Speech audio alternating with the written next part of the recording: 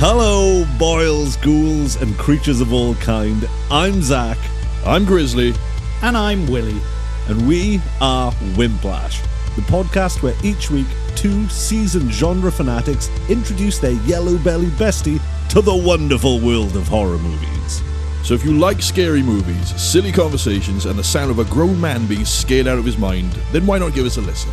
New episodes drop every Monday wherever you get your podcasts.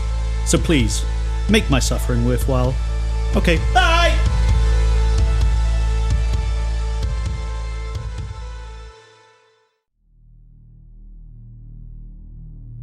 The star of the show, Miss Anna Balinska. The case of the picture that I was telling you about. And allow me to show you the scene of the crime where I keep getting walked past. But that's a new thing, that's never been there. And on saying that, a loud crack happened, but what are the odds, eh?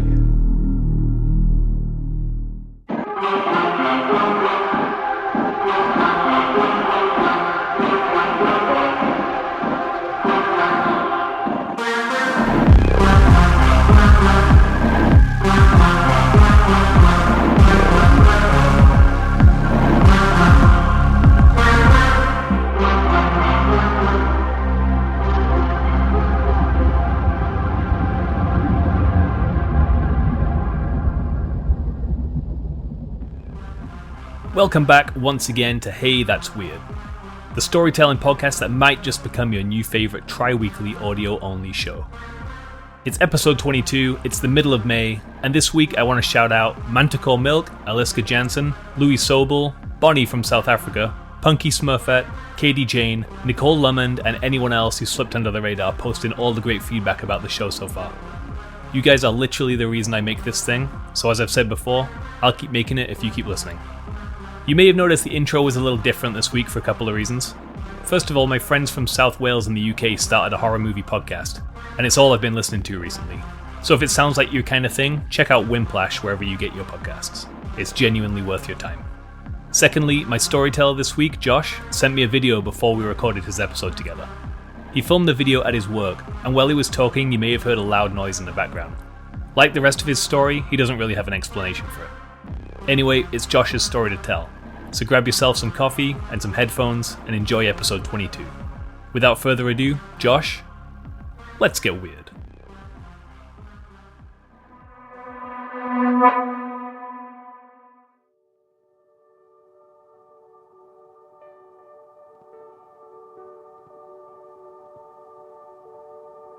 I am Josh. I am from South Wales in the United Kingdom.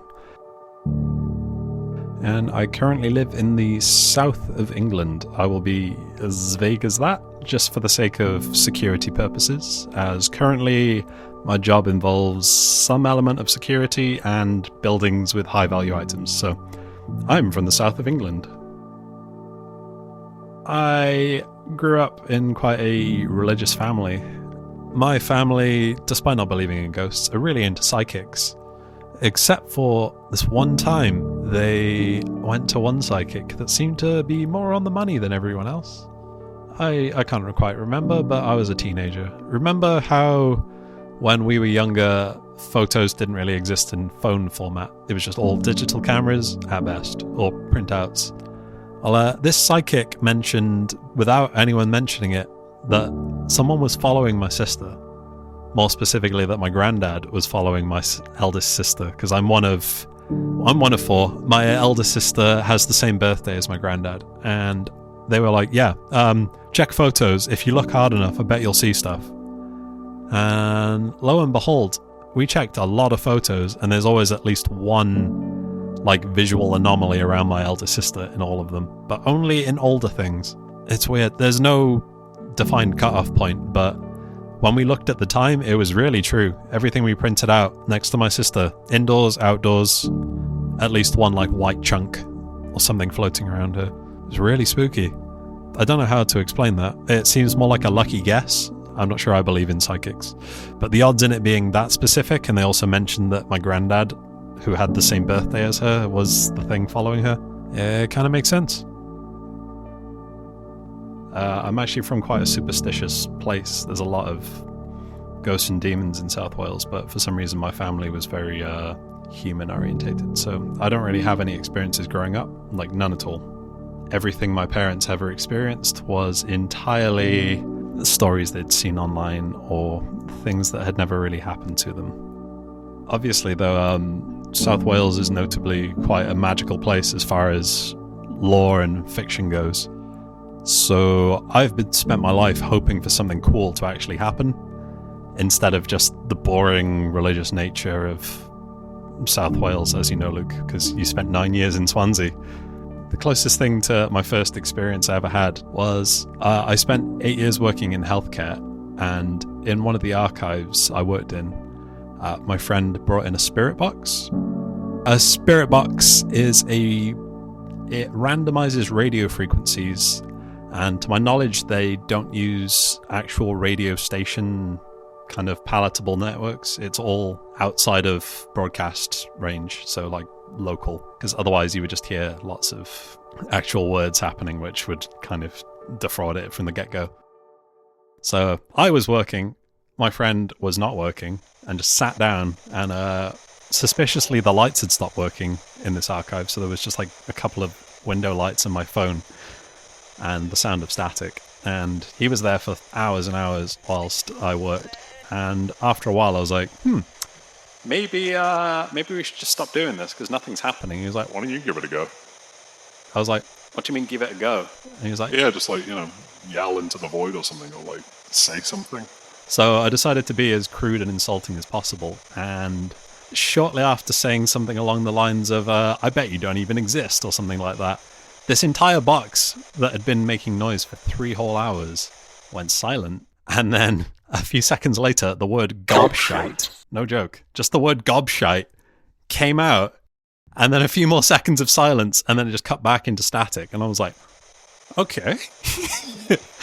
Yeah, so I've been called a gobshite by the void. And obviously I didn't think anything of this, and I still don't. I don't know what happened there. Some kind of coincidence, but that's as much of a ghostly experience I'd had up until quite recently, actually.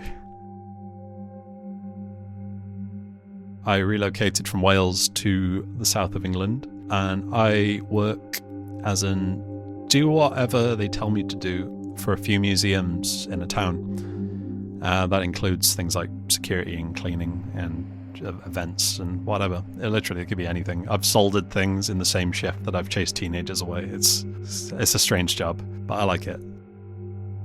I work at night, so obviously people aren't really around for the majority of it, unless they have broken in, which does happen. But there is a particular art gallery that I have to go to very infrequently, which is where this all started to happen. You know how you can feel freaked out in a space that's like just dark or cold or echoey? Everyone experiences that. I didn't realize why this one was different, but it felt different. It's not just quiet, and you're not just afraid, you physically don't feel alone.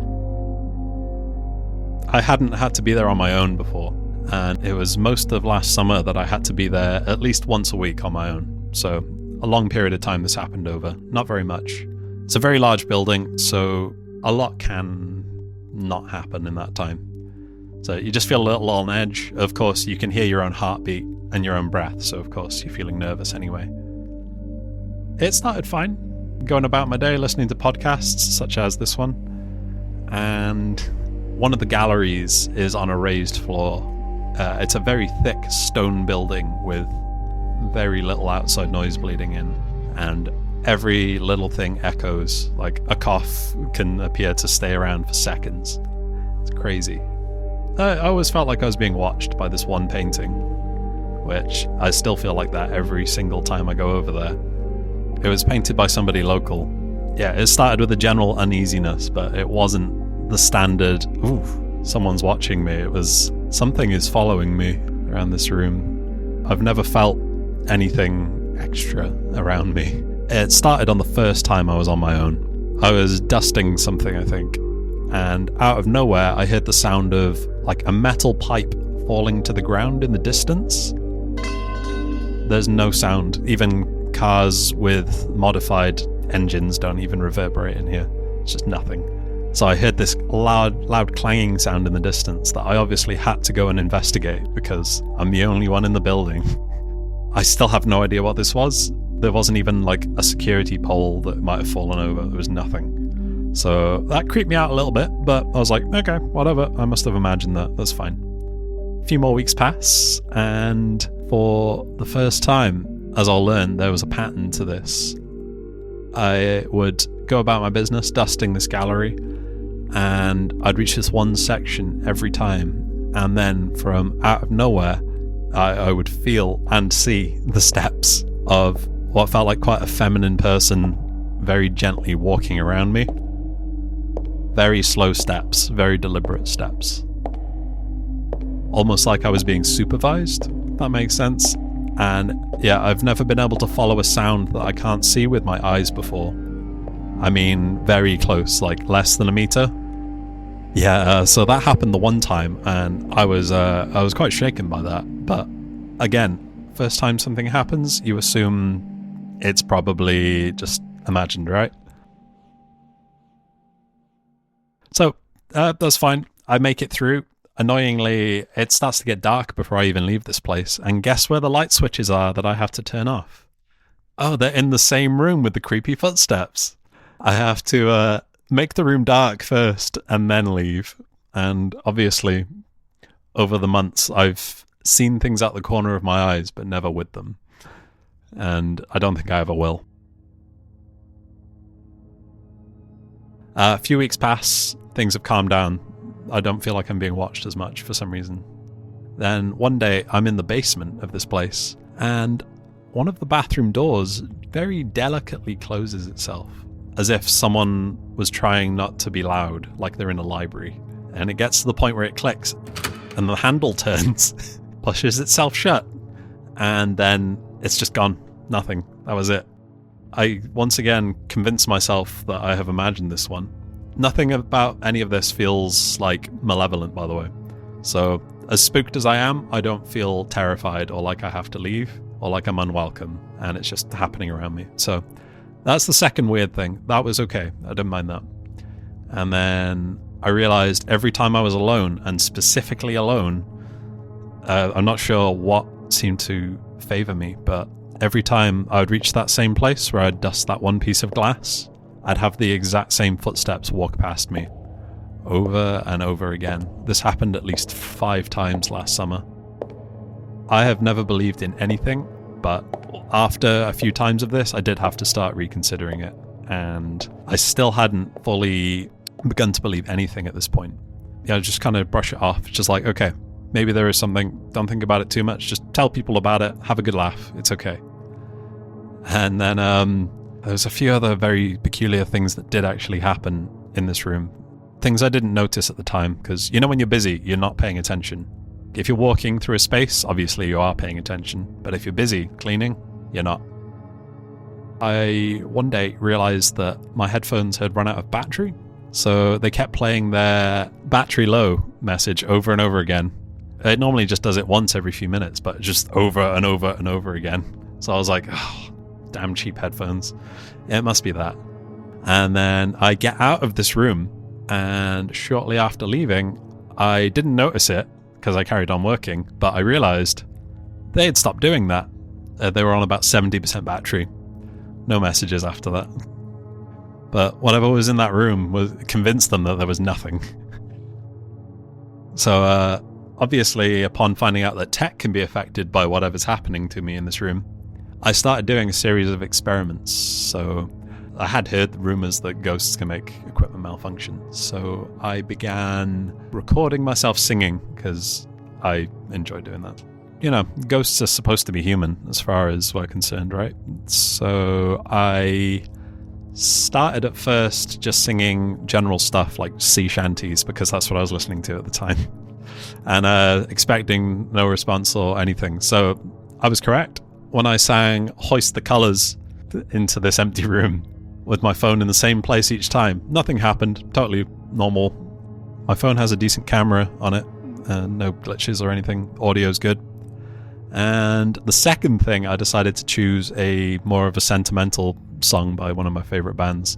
But not only is the camera stuttering at about 30 frames per second, even though it runs infinitely faster than that, the audio is quite glitchy and horrible. And also in silences, there's kind of like a whispering, like shh kind of sound as well. When things are malfunctioning and it's audio related, these are the type of sounds that can happen. So I still don't attribute that to anything, but it's weird that this camera can record in the dark. I've managed to take pictures from the night I proposed to my partner in the dark, and we can see us more than this camera was picking up in the daylight. Another weird thing about this all happened during daylight. This doesn't happen in the dark. I feel like that goes against the rules of ghost stuff, right? This isn't as weird as this gets. Once again, still fairly skeptical at this point. There was one day where things really took a different turn. I didn't quite notice it at first. I thought it was just some kind of atypical emotional phenomenon from existing. Just like, I'm having a good day, I'm having a bad day. The day I entered there once, I still haven't got any kind of explanation for this. I began to feel like I had made a new best friend.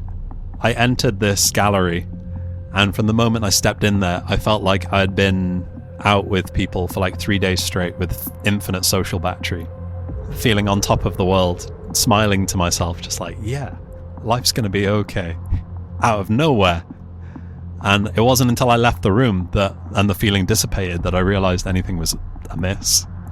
I was like, oh, what was that? That was beautiful. Have I been accepted? I didn't know this was a thing that could even happen. I've not really heard ghost stories about people feeling like they're friends with someone in a room. But that's the exact sensation I picked up on. Shortly followed, a few hours later, by the exact opposite.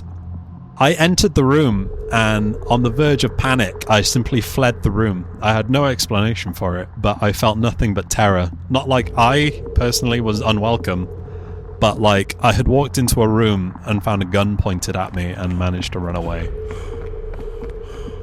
Honestly, it hit me like my first panic attack.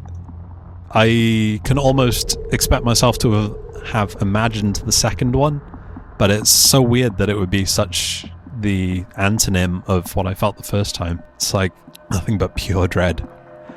I left the room, went and did something else for a while and calmed down and went and smoked for a bit. Luckily after that, apart from feeling scared to go in that room, because obviously I felt like I was in danger there, nothing else happened that shift. It was like that was the end of that for the day. Truth be told, that's the majority of what's happened.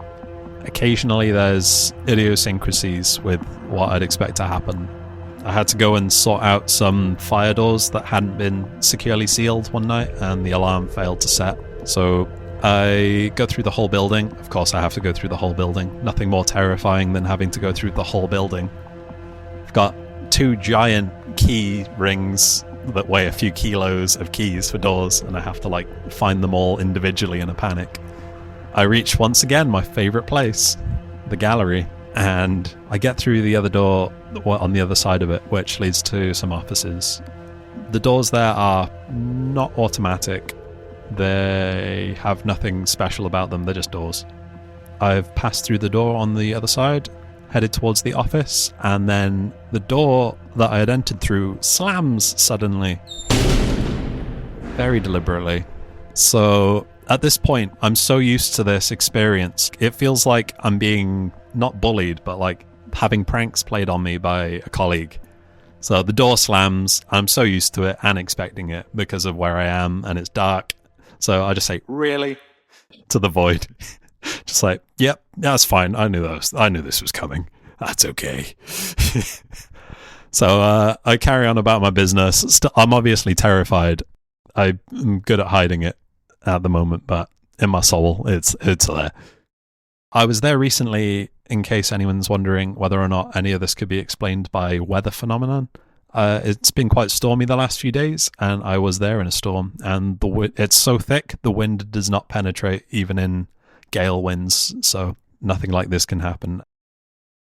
That is the most of what has happened to me, except for it's Sunday now, but on Friday I actually had to go there again.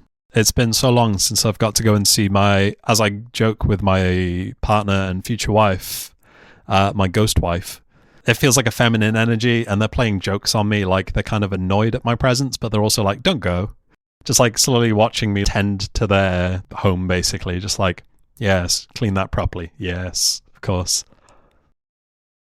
I know it may sound contrary to how I've been describing this, and I know I'm putting on a casual front, but it was scary, but it's been a real privilege to be interacted with like this. Like, I've never experienced anything like it, and I've always wanted to. And the fact it hasn't left me feeling I should be afraid is nice. It's spooky, but it gives me some sense that there might actually be a little bit of magic in the world, if that makes any sense. I just had the usual question for Josh. Was he now a believer of the paranormal after all the weird happenings in his place of work? Or was he still skeptical? Here's what he had to say about that. I don't, I think, believe in ghosts, but there seems like some kind of energy could be left behind if someone, for instance, cared deeply about something or put a lot of themselves into it. Like a one-sized portrait, for instance. That is their most notable work. If anything, I'm still... whatever is there is still there. It's nice to go and see it. I say hello and I say goodbye every time now. Much to the confusion of the person I was with, because they were like, who are you talking to? I'm like, no one. So I believe in something. It does feel very human, which is really reassuring in some weird way.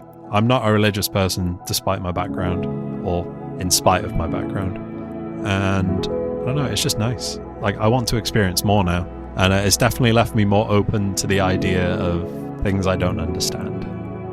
After spending 8 years working in healthcare, you definitely go down a science-only rabbit hole.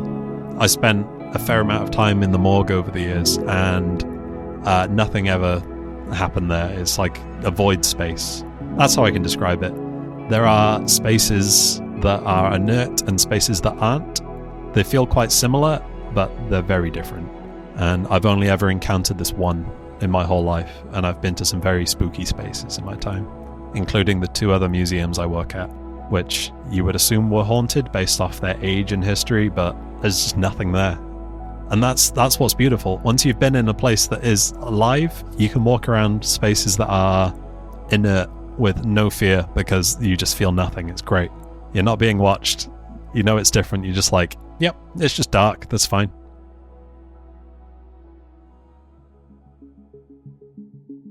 As usual, and hey, that's weird, I encourage my guests to talk about something they're passionate about.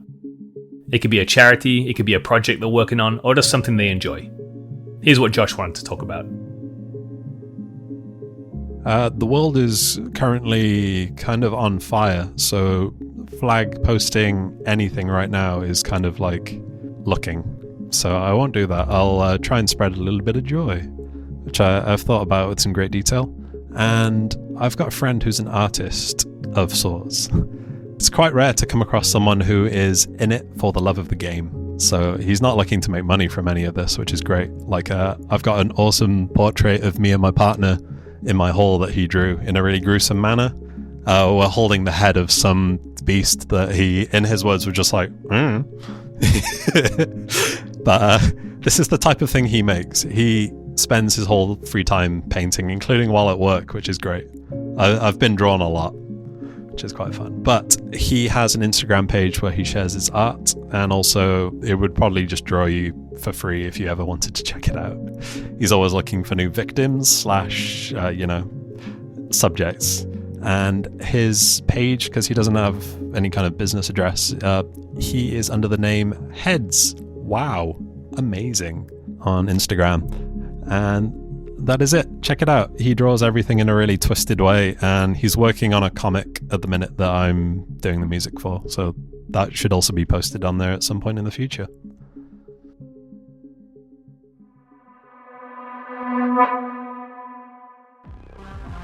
That does it for episode 22 of Hey That's Weird. A huge thanks to Josh, who not only took the time to tell me his story, he also sent me a bunch of his own music and compositions to play in future episodes. So if you like the music you hear, you can always check out the show notes for the featured artists. And if you want the name of a particular song, just message me and I'll get it to you. If you, a friend, or a family member has a weird story that they'd like to share, have them reach out to me at HeyThat'sWeirdPodcast on Instagram, or via email at HeyThat'sWeirdPodcast@gmail.com. Don't forget to tell someone to listen to the show while you wait for the next episode. Until next time, stay weird.